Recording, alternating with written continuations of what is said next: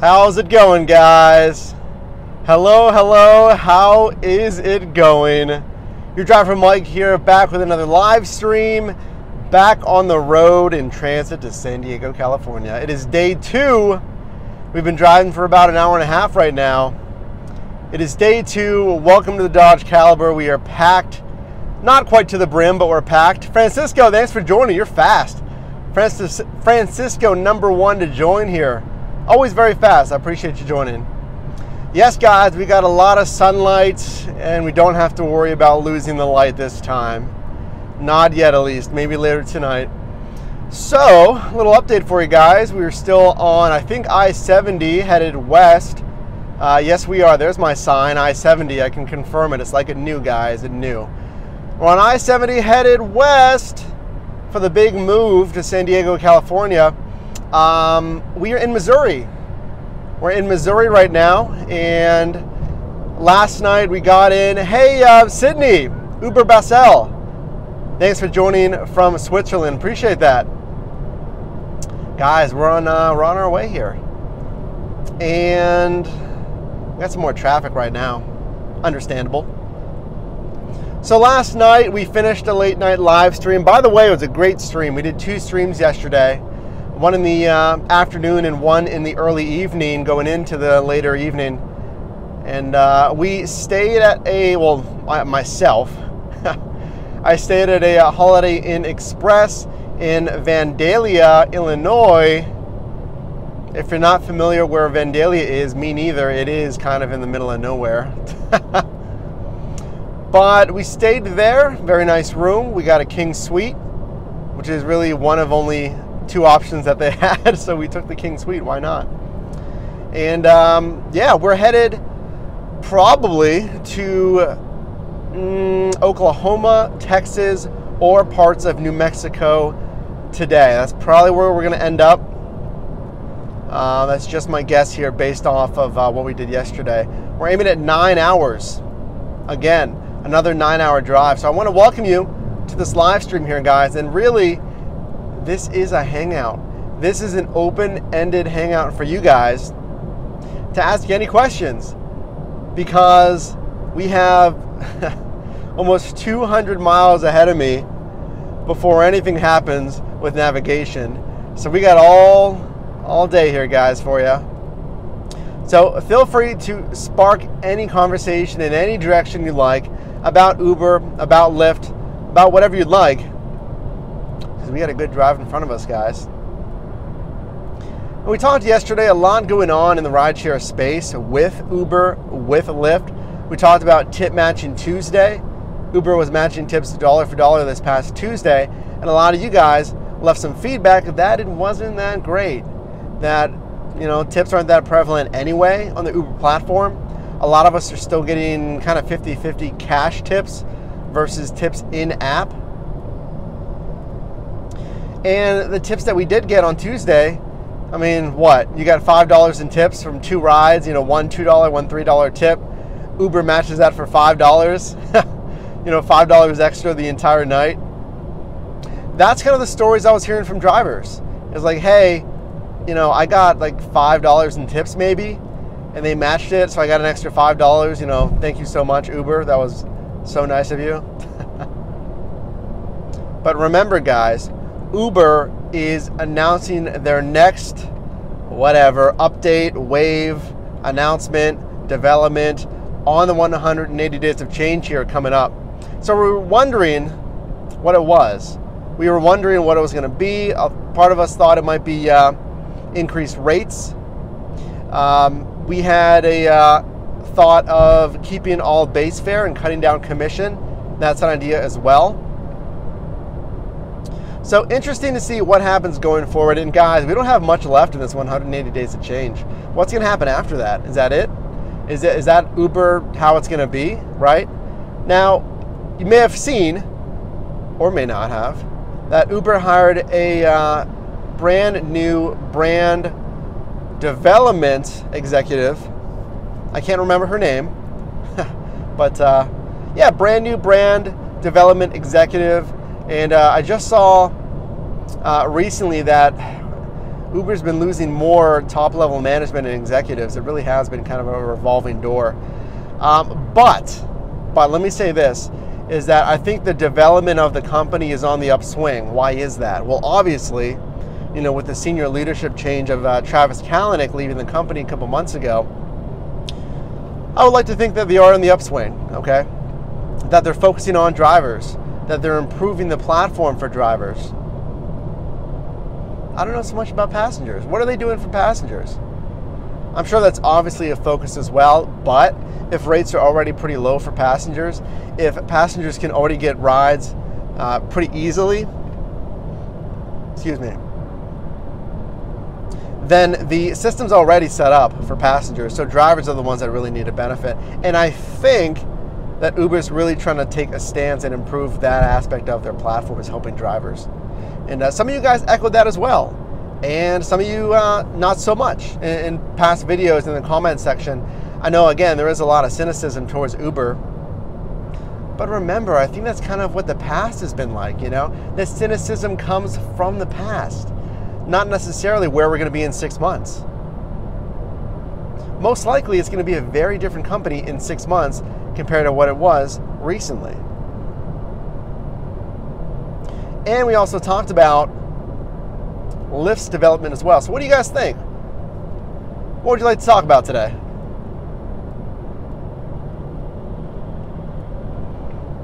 We got way too much traffic right now, guys. And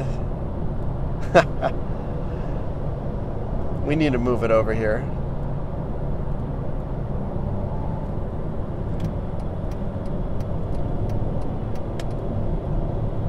Today we got the, I pulled this one out of left field. I don't know where we got this idea from. We got a Starbucks double shot energy. I know, right? Starbucks double shot energy out of left field. I don't know why I got it. I think I was craving the coffee flavor. Coffee or tea, guys? Coffee or tea? What do you think? I'm team coffee. Come on now. Come on, you gotta have good coffee. But we did stop for, there was a Walmart across the street last night at the Holiday Inn Express, which was kind of cool. So we got somewhat healthy stuff as much as I could on the break time. That's the thing with driving, guys. Even with your Uber and Lyft driving, is trying to maintain kind of lifestyle and diet decisions, you know, especially if you're driving full time. Because I know a lot of drivers kind of pack lunches and stuff, but then you have to deal with refrigeration and, you know, meal prep basically. But it saves you money. Hey guys, thanks for joining the live stream. It looks like we moved into a very bad connection right here, but I think we're okay. I want to say thank you for joining this live stream again. As we head to San Diego, California, guys, we are leaving basically my hometown where I grew up, Pittsburgh, Pennsylvania. Haha! Sleeping Elephant, black and yellow, black and yellow. I was wearing black and yellow yesterday. It's funny, I'm almost wearing the opposite today. We had the yellow Nike shorts with the black t-shirt yesterday, and now we have the gold shirt with just some gray Nike shorts. Almost black and yellow, kinda. Yeah, guys, Pittsburgh's a great city. But we are moving to San Diego, California, my girlfriend Mackenzie and I, for job opportunities. In part, of course, you know, the weather is undeniably amazing there. So the weather did have something to do with it. National parks. Mackenzie's very interested in national parks, outdoor activities, hiking, whatnot. So that's a place for it. And I've been there for, flew in, being there for about 5 days. And guys, you haven't been to California, my gosh. I've been to Pasadena once in college. Guys, being in San Diego. We have a viewer, Julio, who reached out to me and said he's in San Diego. Guys, it is something else. It is gorgeous. And hey, I'm going to miss Pittsburgh. Pittsburgh's an amazing city. We talked a little bit about the people of Pittsburgh and how I think Pittsburgh's a very great city to do rideshare in, great people. very receptive if you ever swing by through Pittsburgh. But right now, guys, I'm in Missouri.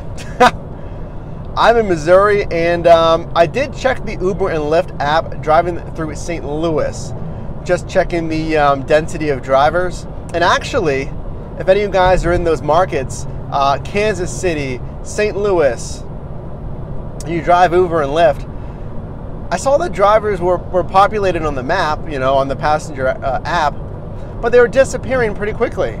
You know, what does that mean? It actually gives me flashbacks to when Uber and Lyft were first launching, because what does that mean? Obviously, they're getting rides, right?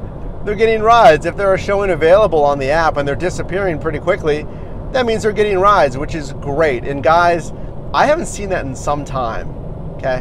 What's the alternative? The alternative is you open the passenger app, and you can check this in any city and see how many drivers are around you. I know, Francisco says, too bad you can't do any Lyft rides with all the stuff in your car. Hey, Larry, thanks for joining again. Larry says, Driver Mike, what's up? Yeah, guys, remember you asked me, you said, hey, are you doing Lyft rides across country? I said, absolutely. Why not? Let's try to offset this gas expense here. And I mean, in thought, that was a great idea, but in practice, I have a lot of stuff. Well, maybe not a lot, you know, I don't have a U-Haul or anything, but I have a decent amount of stuff, and we need to pack the car here. So yeah, I can't take any Lyft rides, but again, I did check the density in St. Louis and Kansas City, and drivers were disappearing off of the app, and that is good. Yeah, Larry asked, can you do Lyft in different states? You can, guys. And here's the thing. For any new drivers, we did a video recently about advice for new drivers, and one of my points was to drive for one platform first and really master the nuances of that platform. It's not going to take you long. You know, 3 weeks or so, you can get a good grip on it. But what that's going to do is there's a lot of tabs, a lot of features, some benefits to you in these apps as far as, you know, discounts, driver discounts, gas discounts, understanding your pay statement, understanding the pay breakdown, understanding how rides come in, what cancellations look like, what surge. You can see there's a ton, guys. I keep going on and on. So make sure to drive for one app first, master all of those features, especially when you're on a trip, right? You don't want to be on a trip and Lyft or Uber sends you something in the app. You're not sure what it is. You're trying to click all over the place. You know, it's not going to bode well, you know, for the service aspect. So it's not going to hurt you. Go with one app first. Generally, here's my advice. Generally, if you want a slower upstart, you know, if you want a slower onboarding, start with Lyft first. Typically, you'll get fewer ride requests with Lyft.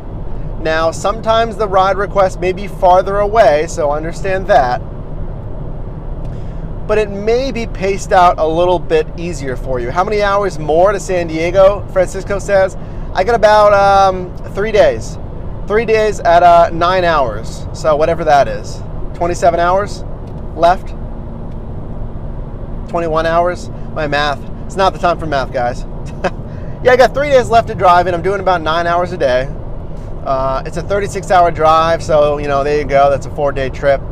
I got meetings next week. I got to get there. We got meetings already, guys. So yeah, let's just close on this one point here, is if you master one app, then you can add the other app like Uber. Generally, you're going to get more requests from Uber. There's going to be less wait time between requests. So you end your first request, you may get another one immediately. You may get what's called a stacked ping, where Uber or Lyft sends you another ride request while you're finishing your first ride. I know, it's crazy. We did a video on that as well. Hey, guys, thanks for the like. I see we got some likes coming in on the video. If you could leave a like real quick, it's so easy. I'd appreciate it. We got 6 people in here. You guys are awesome. Thank you so much. It means a lot when you guys watch these live streams, because it's fun talking to you. It's fun talking to you on these live streams here, especially when we're driving across country. Simon says, yo, yo, yo, it's your homeboy Simon in the house. Simon, what's up? Thanks for joining. But yeah, guys, once you get both apps, once you master both apps, then you can double your busyness, we could say, and ideally really boost up your profits. Simon says, what's up, guys? What's going on? Simon, we are driving through Missouri on our way to San Diego. This is day 2. So once you master both apps, you can be more picky, right? You can say, okay, well, which is going to surge or prime time higher? You can compare two. What are the surge trends on both? And guys, we've shown this in different live streams that you need to have both because they're going to show different trends. Okay? That Lyft may prime time and Uber may not, or vice versa.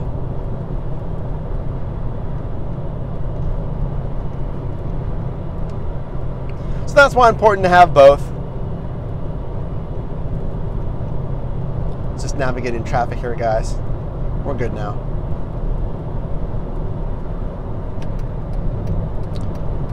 All right, there we go.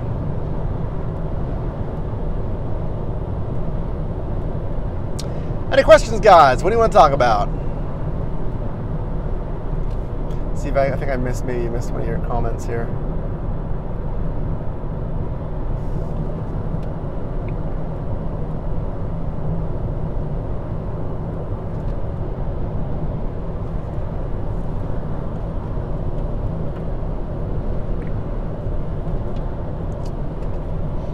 Anything you'd like to talk about? Any questions, guys? If not, I think we're going to talk about mastering either app.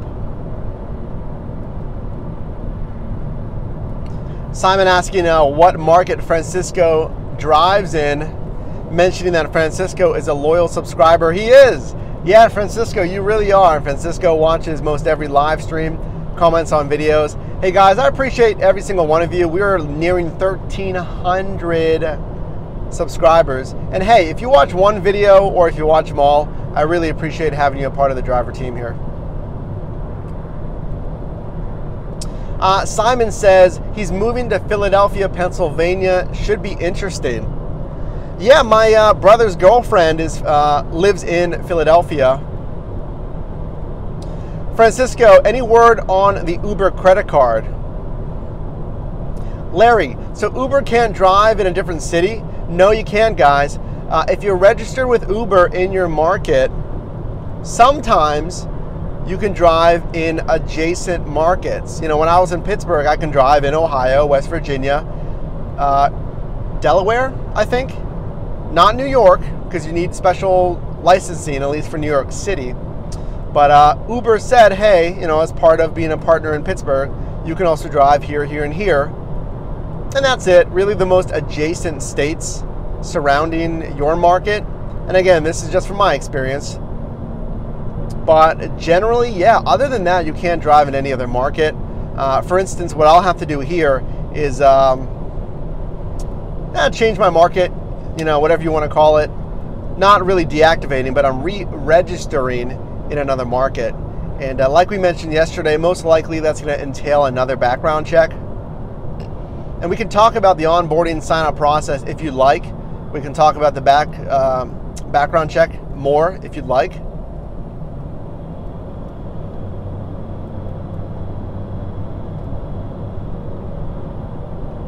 Larry says, I meant states. Sorry. I gotcha. I got your back. Yeah, you can't drive in other states other than the general market and surrounding areas for Uber. Lyft, you can, like we mentioned, you can drive in any state in the U.S. if you're a U.S. driver, which is kind of cool. Simon asks, how's the Philly market? Anyone drive in Philly? Guys, if you drive in the Philadelphia market, post a comment in the live chat, or if you're watching on the rebroadcast, feel free to post in the comments. Yeah, Francisco says he's in Philadelphia, if I read that correctly, and he can drive in New Jersey. And for New Jersey drivers, it's kind of an interesting market because as long as my memory serves me right here, and my geography is still sticking from grade school. I believe those drivers can run into New York, but there's some restrictions as far as doing so.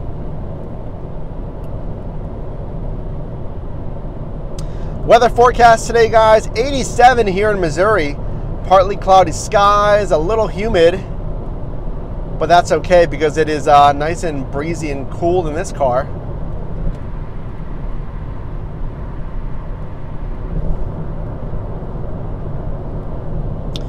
Yeah, we got about like 200 some miles now, probably about 180 miles to go until I have to really do anything navigation wise. So it is a straight shot.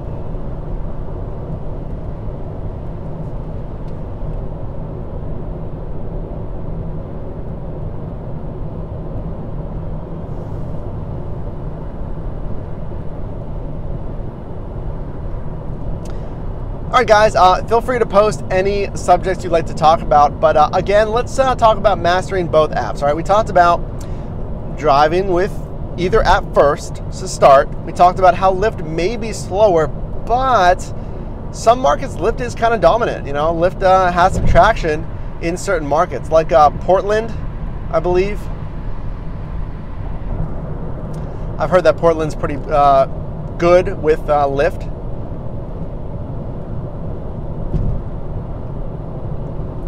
So, you know, guys, on this channel, what do we talk about as far as maximizing profits?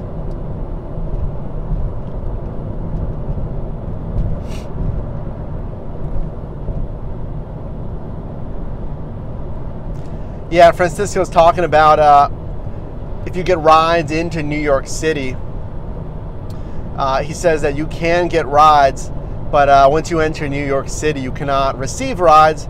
And again, that's because you need full commercial insurance. And guys, my screen just dimmed on me. I don't know why. We're at like 95% battery power, which is fantastic. Thank you so much, iPhone. I can still see your comments, but it dimmed for some reason. I mean, usually it would do that on battery saver mode, so that's kind of annoying.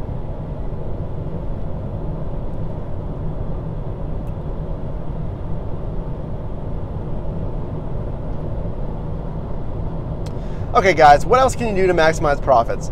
A, become a master at each app first. Yeah, Francisco says raise rates. Absolutely. We were talking about that yesterday, about what Uber may do for this 180 days of change, and if raising rates may be part of that. Possibly. And I said maybe. I said they may do it. Look in your email, or just simply watch this channel in the coming weeks here. I'm going to talk to you guys about what's going to happen.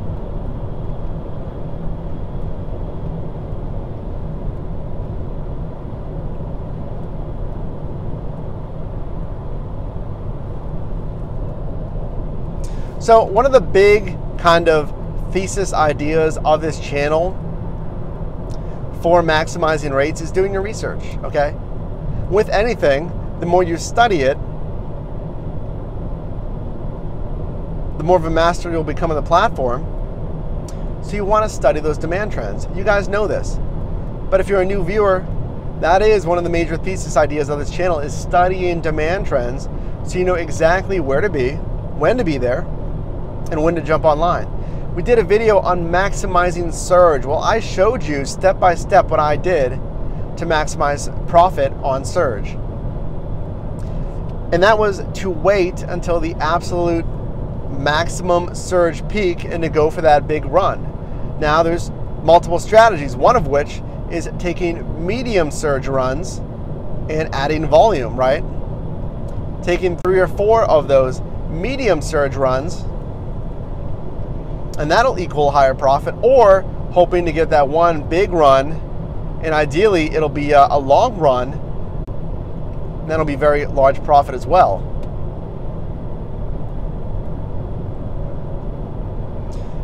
But what does that all rely on? It's surge and prime time, guys. That strategy relies on surge and prime time. So maybe, think about this. Maybe one of the improvements that Uber is going to do for this 180 days of change is, yeah, raising rates. But what if that lowers surge prevalence, you know? And the question is, which is better? If you think about it, and Simon's asking Francisco about the airport strategies out there in Philadelphia. If you think about it, guys, they can raise rates, but what if they lower surge prevalence? Simon's strategy is to build your own clientele. Let's talk about that. Because that is a strategy that some drivers have, is to build your own clientele. Now, what does that mean? What happens is if you have a rider that, you know, really likes your driving, or it's a rider that you've picked up multiple times, you may say, hey, you know what? I'll just be your driver. I'll just be your personal driver, and why don't you just give me a heads up whenever you need a ride? And you may create, you know, business cards with your contact info, your phone number, and whatnot. You may say, hey, you know, I live right by you, or, you know, I'm noticing that you always need a ride to work at 5 in the morning and there's not many drivers out here. Just give me a text, give me a call, or let me know ahead of time. Maybe you're traveling, let me know ahead of time and I'll be your driver. Is that allowed on the Uber platform? That's an interesting question. Let's talk about that. I'm gonna ask you guys. To Simon's point, is building your own client base allowed on Uber and Lyft? Can it get you deactivated? And I'll tell you this, that not a lot of drivers are doing this. Is it because they're not allowed? What do you guys think?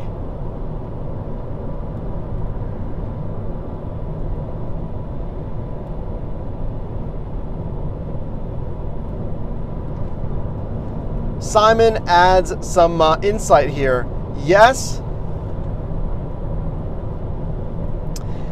it used to be fine, but Uber changed its logarithm. Simon says, no, absolutely not. I'm going to give some of you guys more chance here to add some input before I add my thoughts on this. See, this is too bright. It's too bright. Again, the screen's kind of dimmed here for some reason. Come on, why? Why do you got to do that? It makes it harder for me to see your comments. Now, Simon does say repeat business is fine as long as it's under the Uber platform. That's another good point. And that touches on some of the nuances of doing this. Francisco says, agreed. All right, let's talk about this. Building your own clientele. Passing out business cards for that, you know. So here's the thing, and I wish it was a cut and dry answer for you. In some aspects it is. I'm going to tell you that Uber doesn't love this. They don't love it. They really want the Uber system to be an organic system of, you know, riders requesting rides, and they always want it to go to the closest driver. So if you're 5 minutes away from that passenger and they text you or call you and say, yeah, I'll be there in 5 minutes, 5 to 8 minutes. I just got to get ready, you know, and I'll head out there in no time. There could be a driver closer. Technically, Uber wants it to work that way, but here's the thing. And I think Simon touched on a little bit of this. Guys, we're independent contractors. We are independent contractors, you know. We are really allowed to do this under the constraints of the Uber platform. It does have to be on the Uber platform, like Simon mentioned.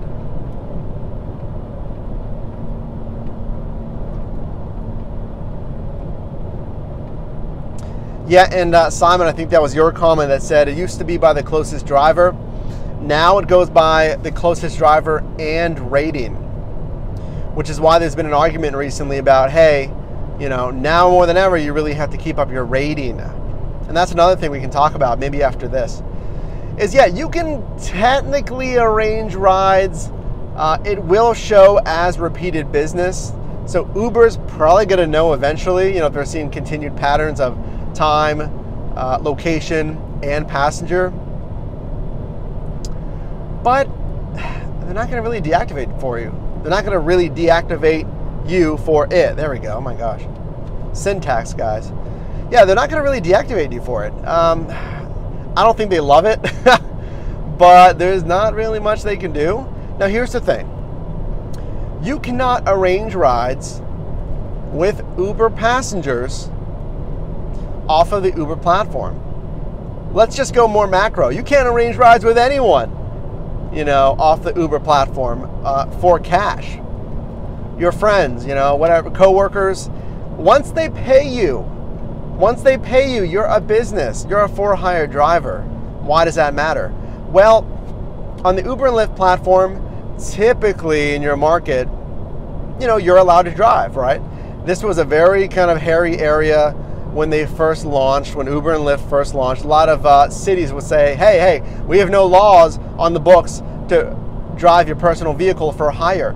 You are not going through background checks, fingerprint checks. You're not paying any kind of, you know, medallions, paying towards a medallion system or permits. And it still is, honestly, a big kind of slow battle in the court system about, you know, we need to write all these new laws for rideshare, and some markets are writing new laws. Here in Pittsburgh, they wrote laws to allow rideshare, because again, this is something completely new. Too bright? Maybe I'll adjust. I'll try for it. I think it's more personable to have the shades off, you know? I don't know. But Pittsburgh said, that's bright, guys. Oh my gosh, I can't. I'm sorry. I don't know. It's too bright. Yeah, okay. Let's just be safe.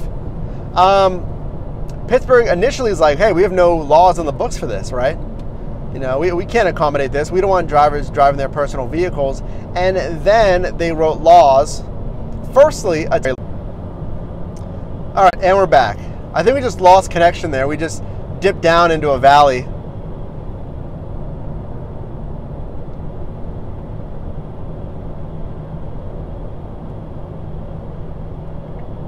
And I missed some of your comments here, but we were talking about arranging rides off the Uber and Lyft platform for cash. Yeah, I see we lost a lot of you guys. Hopefully you can jump back on here. I apologize.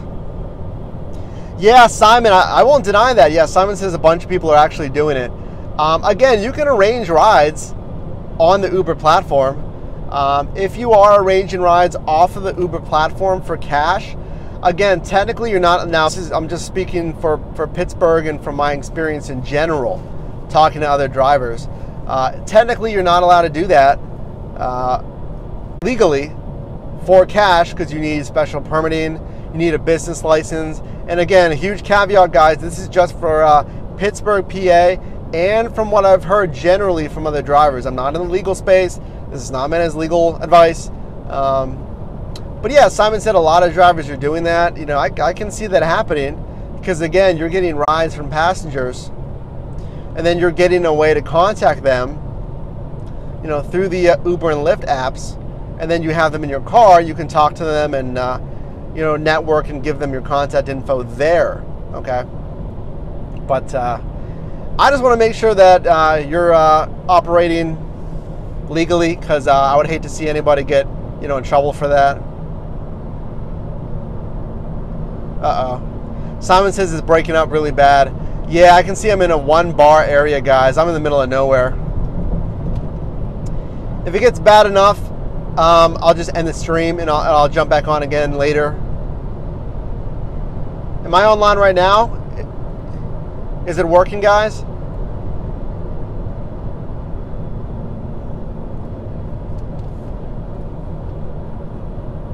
Yeah, let me know how the stream is right now, guys.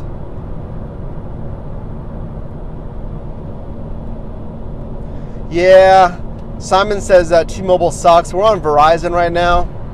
I do have bad, well, it's getting better, but still pretty low service here, and we're driving through Missouri. Let me know if it's still bad. If it's real bad, guys, I can end the stream. Yeah, I'm on Verizon, Simon. Yeah. Fine now? Okay. All right.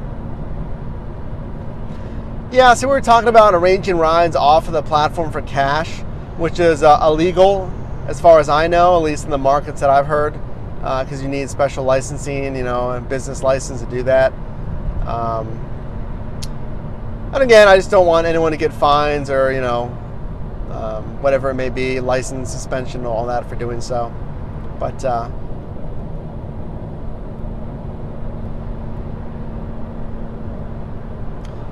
what else do you guys want to talk about? I think Simon had a point there that we were going to touch on. I forget what it was.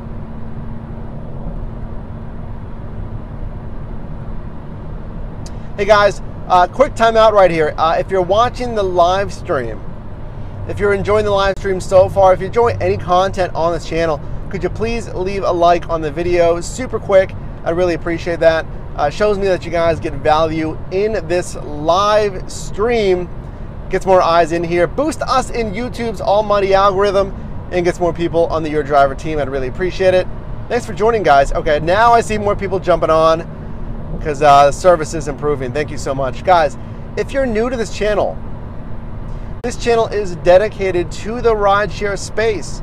So if you're a driver, if you're a passenger, if you're someone that just happens to be interested in the rideshare space, consider subscribing. And hey guys, we just passed 1,000 subscribers.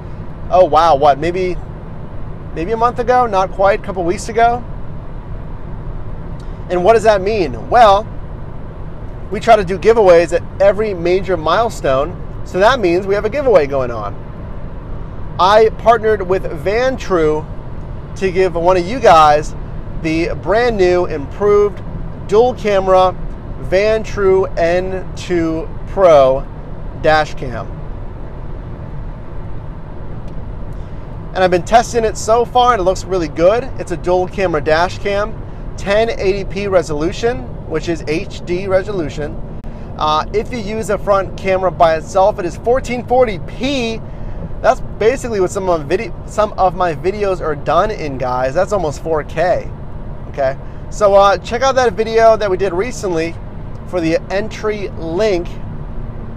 That entry link is now live. It's not going to be live for long. As part of the 1,000 subscriber celebration, I'm giving one of you guys a $200 Vantrue N2 Pro. Yeah, it's a $200 dash cam. It's a great dash cam, and we're giving one away for free.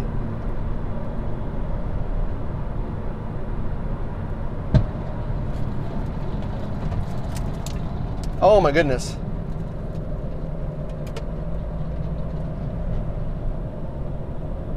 Wow. Wow.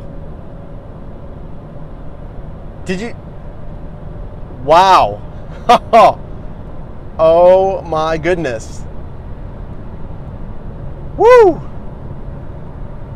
Oh, let's just come down from that for a second. Oh.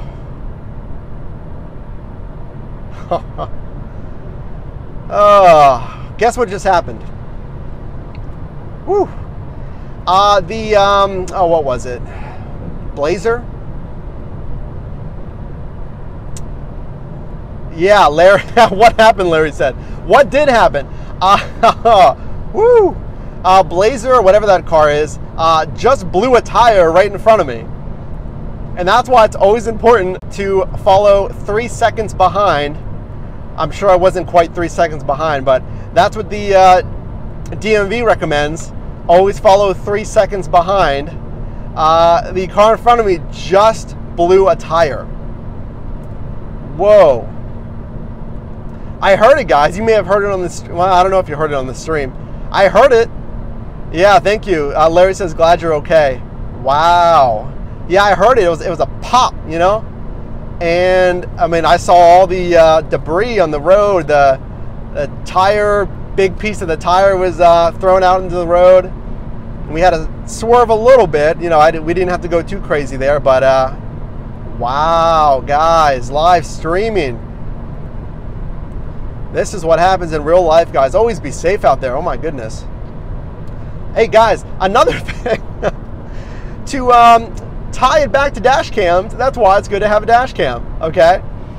To document for safety purposes. Now, if you hit somebody that blows a tire, chances are this is not legal advice, but chances are it's, you're following too close. If you can't react in time to a car in front of you and they blow a tire and you hit them, for rear end collisions, normally it's the driver that hit the other driver. It's their fault. The driver that hit the driver from behind, you're liable typically, okay? Because there's no reason you should rear end somebody, because you always should be following at a safe distance, okay? You should be following at a distance where you can react in time. And that's, again, the DMV recommends 3 seconds, behind somebody. But yeah, having a dash cam, guys, wow. For stuff like that, or if there was an accident and you were involved, a dash cam is always good for documentation. Wow.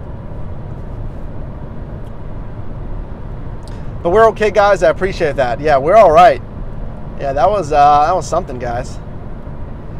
I mean, at least it happened during the day when I could see the debris on the road, because there was a big piece of tire that got thrown, and my concern is, if I go over that, it's going to kick up into my wheel well and cause problems with my car.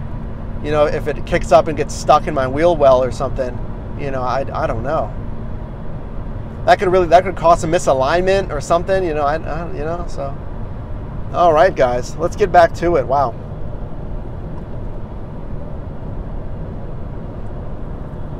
So yeah, guys, wherever you're driving, rideshare especially, excuse me, we're driving thousands more miles than a typical driver.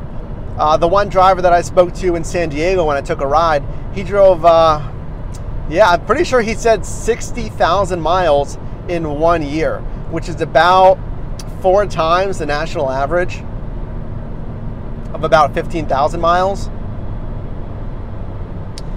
So, I mean, just statistics, guys. If you're driving 4 times more, you have a 4 times higher chance of getting into an accident, of something happening on the road.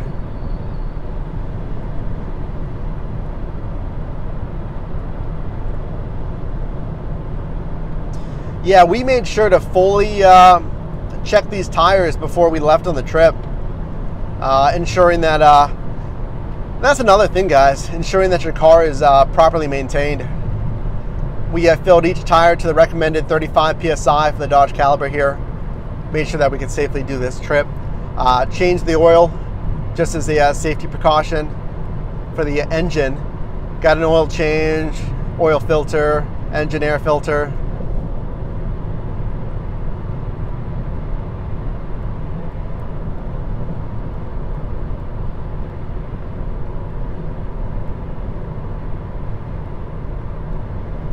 So what do you think, guys? What would you like to talk about? We can jump off here as well. I think we're going to be stopping for maybe a lunch break eventually here. We're also filming the vlog content as well. We're vlogging this trip cross country, and we did a little bit of filming for that yesterday. Larry asks, what do you think about the mileage we put on our vehicles? Well, that's probably the number one, well, not number one, but that's one of the big maintenance questions that I get from passengers when they ask me about driving Uber and Lyft. And, in part, if they're interested in driving rideshare, and they ask me, like, well, aren't you concerned about, all the miles you put in your car? I drive part-time, a lot of weekends, some weekdays as well, if there's events going on, whatnot. Miles obviously are your biggest expense, and the gas associated with putting a lot of miles in your car. So the key is just to minimize it. I don't think that's, crazy, new advice, but, with any business, you want to minimize the margin of expenses to revenue. One of the biggest tips I have for that is not driving around looking for rides, is parking if you can. Do those, do the research on those demand trends so you know the busy areas, go there, park, and then wait for a ride to come to you. Hey guys, I think we're gonna bounce out of here real quick. I don't want to keep you guys for too long here. We got more live streams coming up today, probably later in the evening. So really appreciate you watching this live stream. We'll be on here again later today with the evening drive here. Stay safe out there. Stay safe out there, guys. And yeah, we'll talk to you later. Appreciate you watching, guys. Thanks.